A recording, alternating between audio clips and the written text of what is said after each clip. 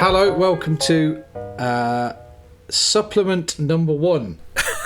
Supplement number one. Supplement, yes. Oh, well, this is designed to be slightly shorter than the normal ones, but knowing our propensity to waffle on, Your propensity to waffle on. My propensity to waffle on, yes. So as we mentioned on the last podcast, we were all meeting up last weekend, and we did, and had a lovely time. And we, as usual, conversation turned to Keith's records, as it always does. And so we thought we'd just have a quick, as I say, just a quick supplement, just to share a few memories of Keith, and just to tell everybody exactly what Keith's meant to us, because I think it's because we do tend to get a bit dewy-eyed when we talk about Keith, don't we? Somewhat, yeah. Because we, it was a fantastic record shop, and Keith treated us so well, and it's just nice to give some background on what we know of Keith and what we remember of Keith. And Alan, his assistant. I found a little clip, a newspaper clipping, that basically told how Keith Southwell was the gentleman's name, how he got into, or how he managed to open his record shop. He originally worked in a department store in our small Fen town of March, where we grew up, and he worked at the music counter in Miller's. And according to the article I found, he went on a week-long course in London for record salesmen to find out all about the industry. They went to EMI recording studios where they shown how to make a disc, etc. And then came back, and at some point left Miller's and opened his own shop, obviously Keith Records. So I'm not quite sure of the year he opened. Hopefully at some point someone who lived in March can fill us in on that. But I have a feeling it was the early 70s. What was the first record you bought in Keith? We did say, was yours Devo? That was the first single I can remember buying. It was certainly from Keith's, yes. So that would undoubtedly be the first record I bought. Yeah, Secret Agent Man 7-inch. Right, okay, yeah, because I remember going in. I'd probably visited before, but the first record I remember buying in there was No More Heroes by the Stranglers, and I'm pretty sure around, if not the same day, around that time, I bought Blondie, Denis. Oh yeah. And that was kind of the start of my addiction to music and records. And after that, I was in there, I think, most weekends. And some school days as well. I can remember going in there on the way to school sometimes. So he must have opened at like at 8:30 in the morning or something around then. But I can remember going in before school. You had a paper round at Haylocks, didn't you? So that was just across the road. Yes. And I had a paper round at Crowson's, which was about 2 doors along, just across the road. So that made it possible to sneak in there early when he opened early, I think. Yeah, absolutely. So, I was earning £2.80 a week on my paper round. I don't know what you were. No, I can't. I really can't remember. I had a paper round for 3 years. Given that you afterwards went into HR, you probably negotiated more money than everybody else. You were probably on £3.50 with a bonus, a retention. Bonus. Yeah, absolutely. Yeah. For delivering the supplements as well. So I was in there, as much as possible. And I remember it like it was yesterday. I can remember. I'm pretty certain it was the walls were like purple. You walked in, there were racks and racks of LP records, and then you walked there were a couple of columns, it sounds not Grecian, but two structural supporting columns. You walked through there, and there was the counter. All the 7-inch singles were behind the counter, all in racks where you'd say, "Oh, I'd like number 52." The basic rollers, and he'd turn around and pick it out, and there you go. Then down at the end there were cassettes. There was a rack on the opposite end with T-shirts. Although I think originally there were more records in there. I think he converted that to T-shirts later. Correct me if I'm wrong. Now I remember the T-shirts. I don't remember any records in that area before that. Yeah, and then on the counter there was the till, but there were a couple of shoe boxes, and the main one of interest to me was the punk box. Yeah. And it was literally... Do you remember the punk box? I do remember the punk box. I think the other one was Knockdowns, wasn't it? Cheap box. It was. That's it. Yes, the cheap box and the punk box. Yeah. The punk box. I mean, every time I used to go in there, and you just go through every 7-inch single in there. Yeah. And then you go through it all again, and then you look at one, and you put it back in, and then you... but the whole point was you had enough money for one, maybe two singles, so you had to make the right choice. Yeah, you had to make the right choice, because if you bought something shit, that was it.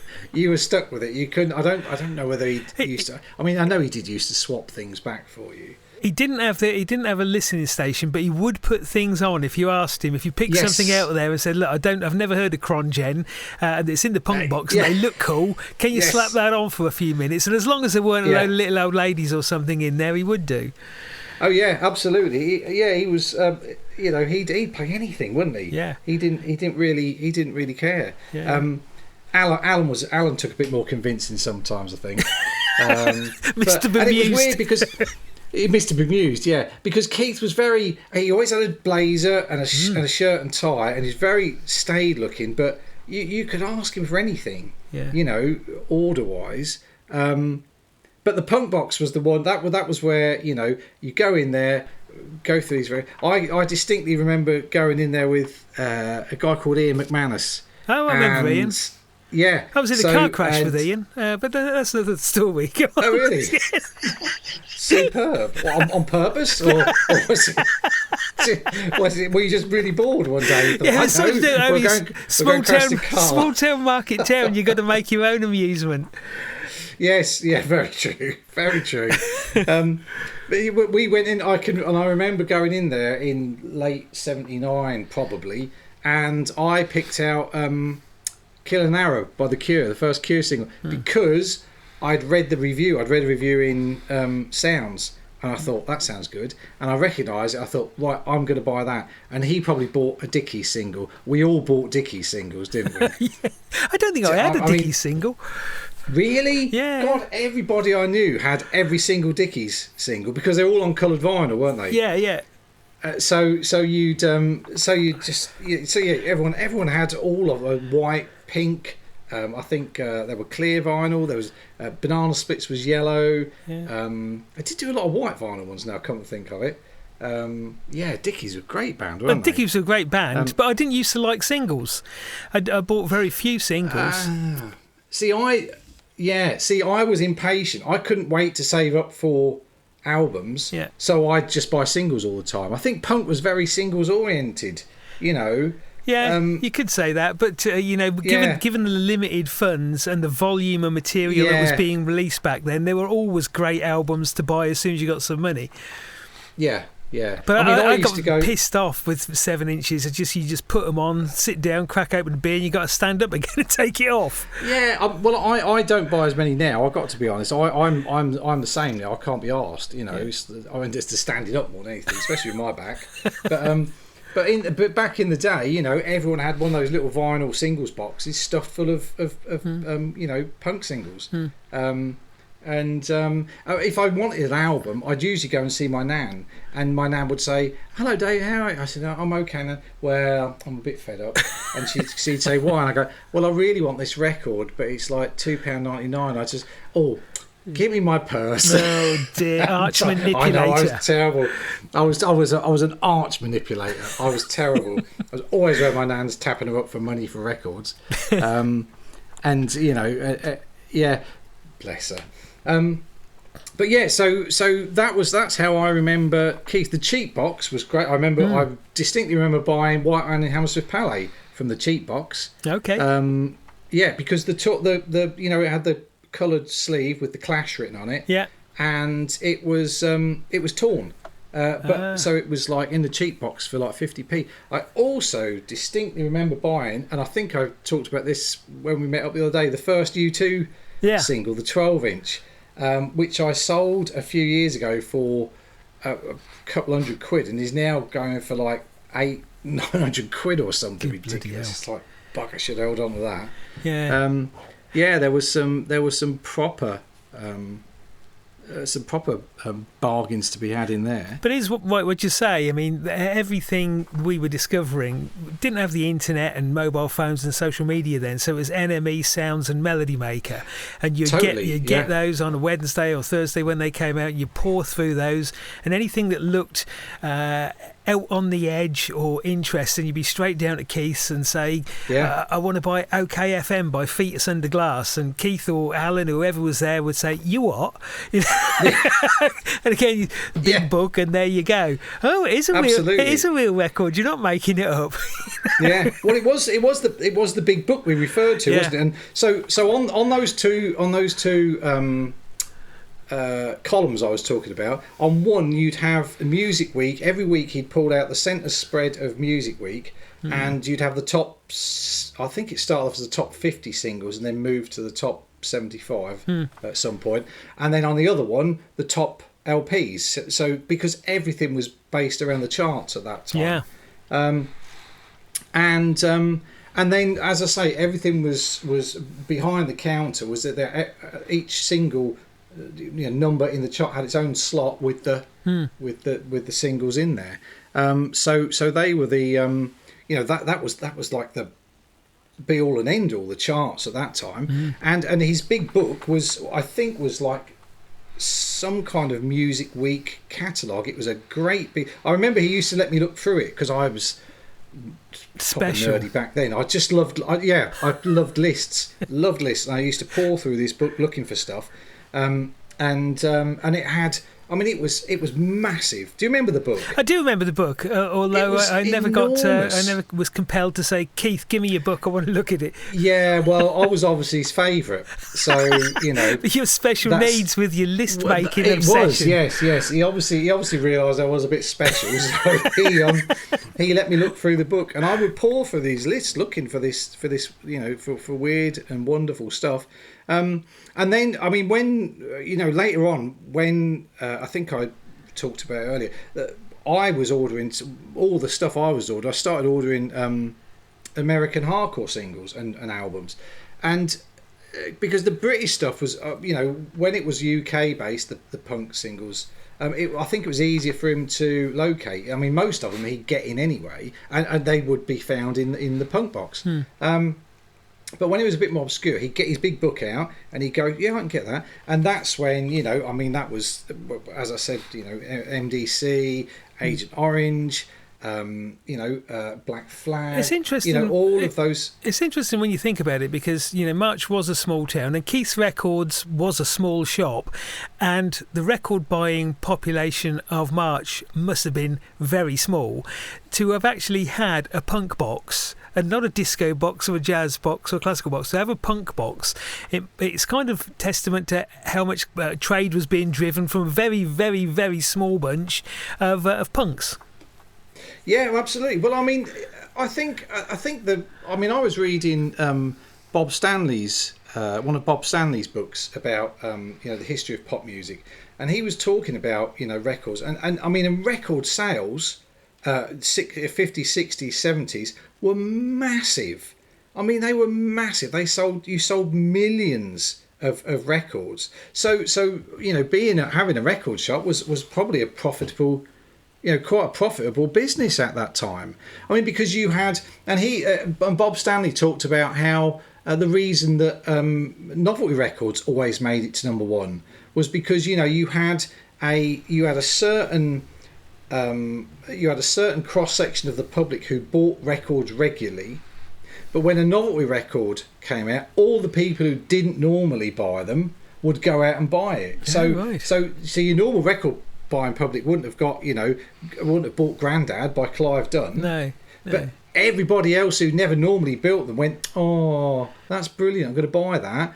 And it went to number one. And all the pop fans would go, oh, for God's sake, not bloody Grandad at number one again.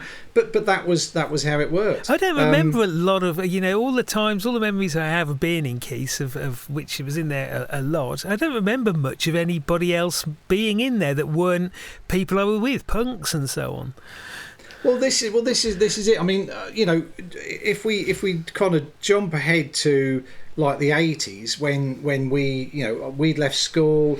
I mean, Thatcher's Britain, we were all on the dole, we had nothing to do, and we used to congregate in the middle of town in leather jackets and bondage trousers and just up to shenanigans, and then we'd all meet up, and then we'd troop down to Keith's and we'd stand around in Keith's. And this is the thing, we'd look through all the records and we'd kind of make minor nuisances of ourselves.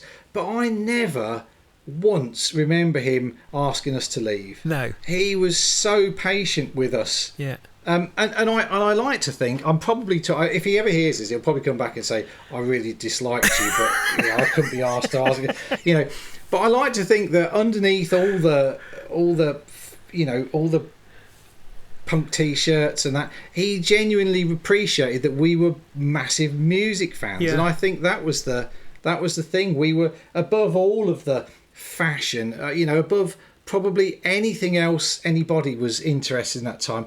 All we cared about was music, listening to music, finding new music, buying records. We'd miss out on having cigarettes just to buy a bloody record. We had our little singles cases, we had a little stash of LPs, and I like to think that he appreciated that, and that's why he tolerated us being in there, because he genuinely, and I think he probably felt sorry for us. We were bored bloody kids, we had nothing to do, maybe. And I think, and I do remember there being, I mean, weekends in Keith's were always busy. I think there were loads of people in there at the weekend. Well, I don't remember it. I don't remember it being busy. They were all probably going in to buy Bloody Grandad by Clive Dunn or the flipping Birdie song or something like that. Yeah. I do remember it being really busy. I mean, it must have been if he could work there and afford an assistant as well. Yeah. I was just oblivious to it. Clearly, I mean, undoubtedly, I was there with other people, and there were other people around, milling around, and so on. It just doesn't register on my memory. It isn't something that my mind felt important enough to hang on to. Yeah, see, I'm sad, and I did remember it all. I just kind of, I think it's, it's like that. I held Keith, and still do, in such high regard, even then, that these things just stuck with me. But I don't think my failure to remember lots of customers is an indication of my lack of regard for Keith. No, it's more probably my mental status as well, and the things that I remember and the things that I forget, no concentration, but I can remember. I can remember the bloody every little detail about the shop. I can even remember the record cleaning products at the end of the counter against the wall. I can even remember where the bloody telephone sat. Yeah. It had that bigger impact on me, which I suppose is quite sad, really. But it's just that kind of thing that that sticks with me. I remember the record cleaning products because there was one of the things that I didn't like at the time with vinyl was the static that you get on some of them. It used to piss me off sometimes. Yeah. And there was a product that came out back at the 79, 80 or whenever it was, a zero stack gun. And I remember that. It was really expensive. It was $7.95, which was like 3 albums. But I thought, I've got to have it. That's about 12 years' wages back in those days. So I got it. I saved up the paper money, got it, took it home, slapped the most staticky record I've got on the turntable, zapped it, followed the instructions, zapped it with a zero stack gun, played it. Still static. I tried another one, zapped it, put it on the turntable, zapped it, still statically. And I did this a few times, and in a fit of rage, I threw the fucking zero stack gun at the wall and it smashed into pieces. And it was only after that I read the instructions where it said, don't try and do this with the record on the turntable because it will be earthed and it won't work. So there was one day and three weeks worth of wages smashed against the wall just because I didn't read the instructions. Brilliant. Story of my life, that. I'm forever throwing things at the wall because they won't work. Indeed. Then see the instructions after. Oh, my God. Yeah. And also we should mention Alan as well. Alan, his assistant, who always wore his green suit with flares and wasn't quite as keen on us. He always looked bemused. I'm not sure if he would appreciate being referred to as assistant. He might have been deputy manager or head of retail sales or something. He probably was. But yeah, there was only ever the two of them, wasn't there? It was Keith and Alan, and one or the other. On odd occasions, Keith did let me go behind the counter and serve. If I went down there on a Saturday morning, this was kind of when I was still at school. Sometimes I'd be down there and he'd be busy. And I'd say, I can help, Keith. And he did let me go behind the counter a couple of times and help out. He also let me clean the store. He let you clean upstairs. And once I cleaned it out, he let me take all of the posters and various things knocking around. There were Sex Pistols posters and loads of punk posters. Yeah. There were some Stiff Little Fingers ones. Yeah, I got to take all them home. I was proper chuffed. Yeah. And if you had... there were posters all over the walls, weren't you? Weren't there? Yeah. For various records. And if you looked, all of them had some initials in a corner where someone had said, "Keith, can I take that poster when it's finished?" And when he took it, and he'd write your initials on it. Yeah. And he'd let you take the posters when he took them down and replaced them with new posters. But yeah, I was reading. It was hard to research this at all, but I did go on to Facebook. There's a history page for March for the town we grew up in, and there was a post about Keith's records a few years ago, and the amount of there were so many people commented on there. Oh, Keith used to get me these records, and Keith. So it wasn't just us. I remember there was a guy called. I'm sure his name was Colin Blake, and he was in our year at school, and he was a huge reggae fan back then.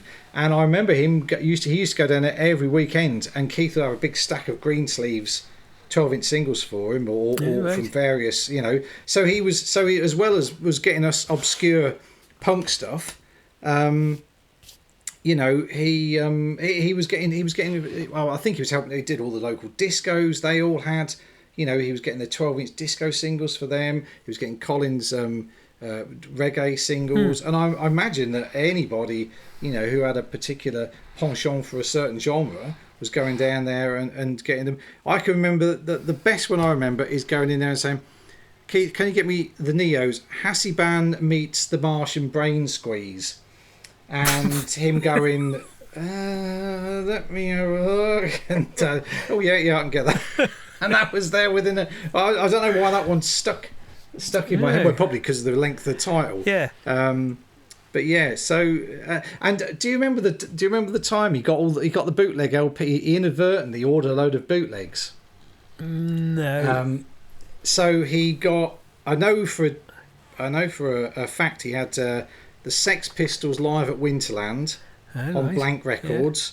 Yeah. He had a Jam live in Tokyo. He had a Joy Division LP or Joy Division bootleg, and some others. And someone said to him, "Oh, Keith, you know they're illegal." And he went, "What?" And they said, "Well, they're bootlegs." So they went straight off under the counter, and he didn't know what to do with them. So he kind of started selling them off really cheaply. So I that's how I know, because I bought the pistols and the jam ones really cheaply. And Jilted, you remember Jilted, because we talked about him the other day. Jilted was, for those who are wondering why we're talking about someone called Jilted, that was a friend of ours. That was his nickname. He bought the Joy Division one because he was a big Joy Division fan. Yeah, he was a big Joy Division fan. Yeah, and and those, and obviously again, when I had my big vinyl purge years ago, for whatever reason I did it, I sold them for lots and lots of money. The jam one especially, I sold that for a bloody fortune. Bless him. So I don't really know what he's doing there. Last I heard, he was still. I believe his son is on Facebook. So if we post this, I may well kind of see if I can get it to him somehow, or get him just because it'd be nice. I think it's nice to know how much. I mean, I totally appreciate. I mean, I don't think we'd be musically. I don't think we'd be where we are now without Keith, would we? It's hard to say. I mean, he certainly facilitated. He made it easy. There were other shops. I mean, if you went to Peterborough, there was Andy's and there was Adrian's mail order and stuff. It's funny, is it? Andy's, Keith's, Adrian's. I don't think record store owners at the end of the 70s were very creative in their naming their shops. Not really. But there were a few. I mean, Keith certainly made it easier, accessible, and he was, and Alan were friendly and affable chaps who always happy to help. But if he hadn't been there, we still would have been punks, because it wasn't Keith that made us punks. So we still would have been reading Melody Maker, NME, Sounds, Record Mirror, and we still would have gone out and found those records, I'm sure. But he certainly. But we'd have had to go bloody Andy's in Peterborough to buy any of them. Indeed, because the mail order, Adrian's did mail order, and the Fourth Dimension and some others started to appear. I don't think I got into mail order until kind of mid to late 80s, I wouldn't think. Oh no, actually, now you come to think of it, you're right. I remember one of the guys at school used to have an Adrian's catalogue. Yeah, that's right. Adrian's catalogue was brilliant. They did. Yeah.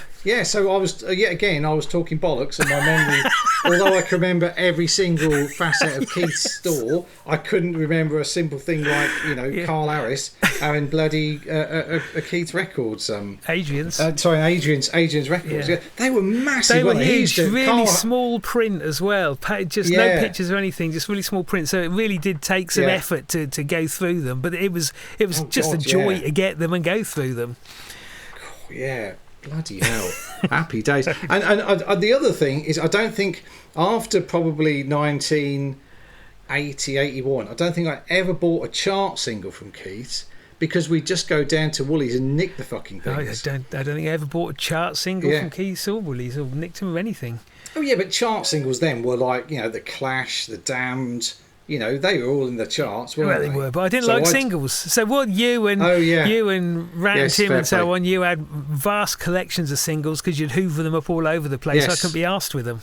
See, and I also had a great big long punk overcoat. You did, and I could put my hand in, and I could grab a handful of singles from Woolies.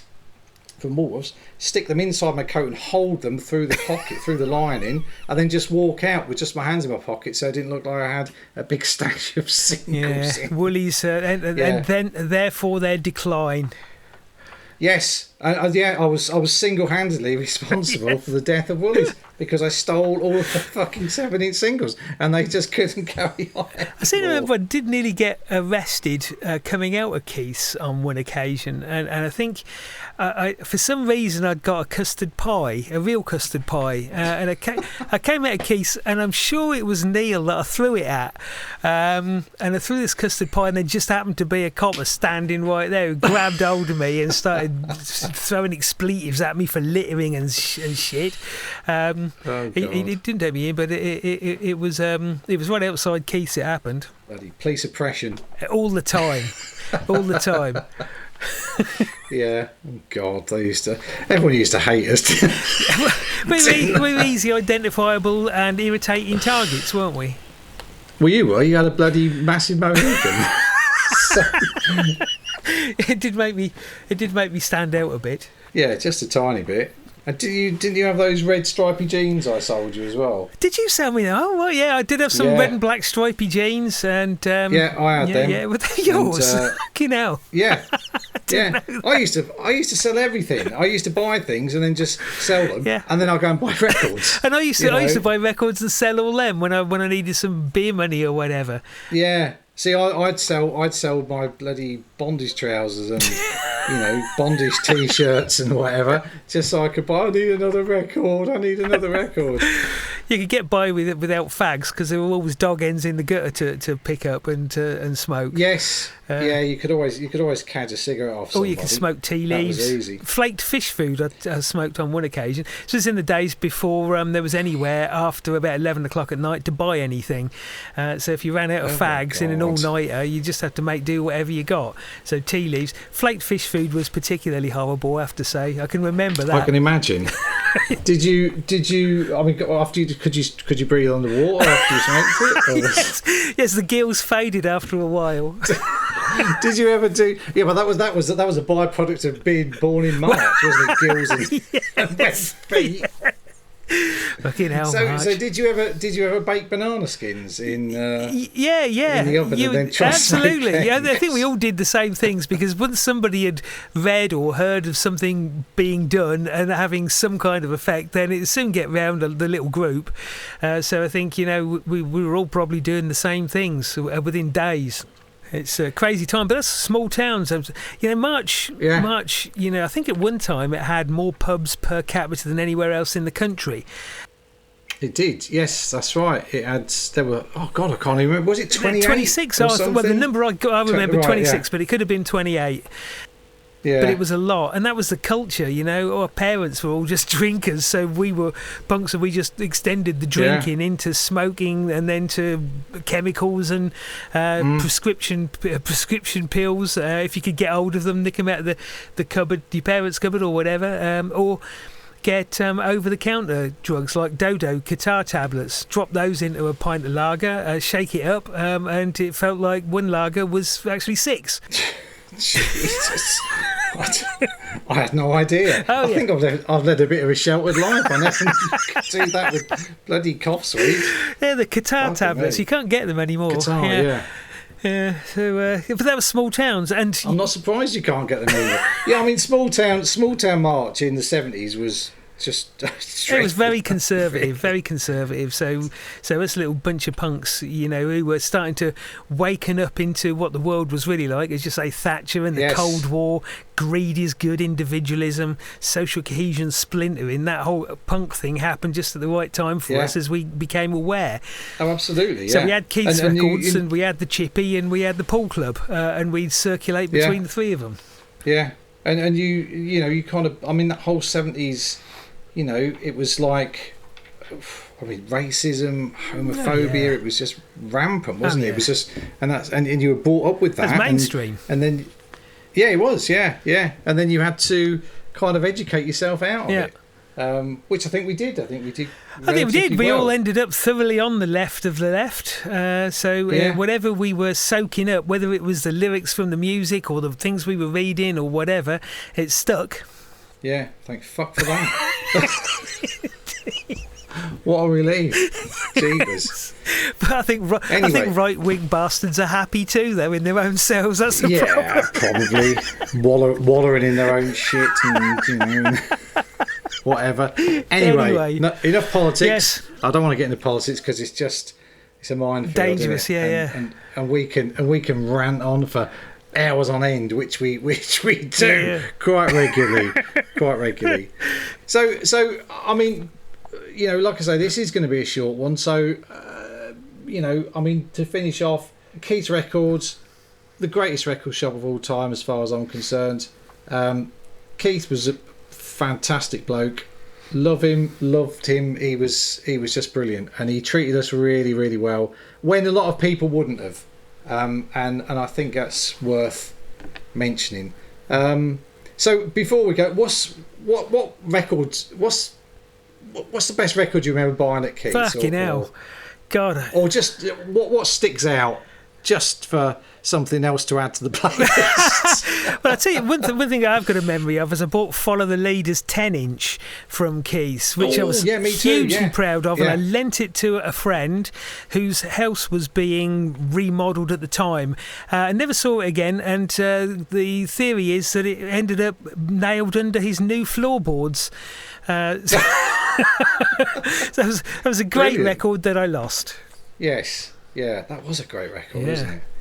That was. What a great about you record. then? I can remember. I remember buying. Well, the American. I remember getting the first Husker Du LP. Okay, yeah. Well, not the first one. It was like Land Speed Records. Oh, right.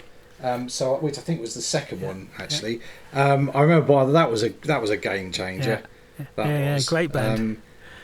A fantastic band, and that was proper. What that just sped by, didn't it? It was fabulous. And I mean, like I also remember the first Clash single I bought in there was Tommy Gun. Oh right. Yeah, I distinctly remember that, and I remember buying Love Song. That was the first Damned single I bought in there, because obviously I started buying them in '77, so that would have been. So when was Machine Gun Etiquette? That was 79. 79, yeah. Because we went to. Oh, you didn't? No, you went. I went to the second one. Yeah. You went to the Paul Gray Damned one. Yeah. Because I remember I remember buying a Smash It Up armband. Oh right. At the Damned. Yes. Probably one of the greatest albums ever. That would definitely be an album in my top 10, if not my top 5. Yep, totally. I also remember buying. Me and Neil had a playlist of LPs we play all the time. Joseph K. Okay, yeah. The Only Fun in Town. Pauline Murray and the Invisible Girls. You liked her, yeah. Fabulous. Yeah, we were both quite enamoured with that album. Yeah. That was way ahead of its time. I got a lot of my early electronic stuff from there. Throbbing Gristle, Fetus, the first Fad Gadget records, Back to Nature, Ricky's Hand, and the first album, Far Side Favourites, and the single. So I was getting that from there at the same time as I was picking up things like Rudimentary Penise, Farce, Big Black Atomizer. I remember reading that, reviewing sounds and going into Keith and ordering Atomizer and getting blown away by that. So that was our supplementary episode on Keith Records. I hope you enjoyed it and you get a better appreciation of why we are so enamoured with Keith Records. And so if you ever hear this, Keith, we salute you. Thank you for all you did for us punks. Thank you for being kind to us. I'm off on holiday soon, so the next episode proper will probably be a couple of weeks or so. Yeah. And we haven't thought of a subject yet, but we will, and we will let you know in due course, and I'll do one of my ridiculous trailers again. So goodbye everybody, until next time then. Yes, see you all soon. See ya. Thank you very much. Bye. Goodbye.